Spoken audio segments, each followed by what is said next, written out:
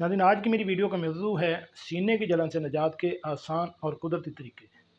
खाने पीने के सही इंतखाब और रोज़मर्रा की आदत में छोटी तब्दीलियों के ज़रिए मैदे की तदाबियत पर काबू पाया जा सकता है। उनमें सबसे पहले नंबर 1 पर है खाने पीने के मुफीद मशवरे। शुगर फ्री गम का इस्तेमाल करें। गम चबाने से थूक ज़्यादा बनता है, जो कि तदाबियत को कम करने में मददगार साबित होता है। नंबर 2 पे है स्किम मिल्क।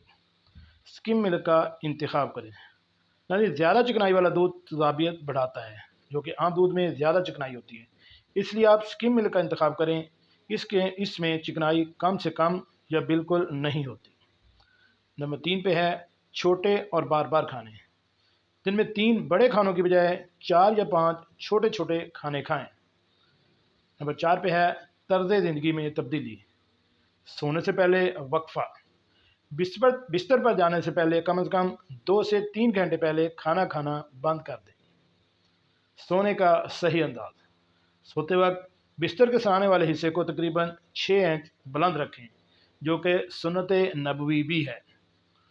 नंबर आखिर पे है लिबास।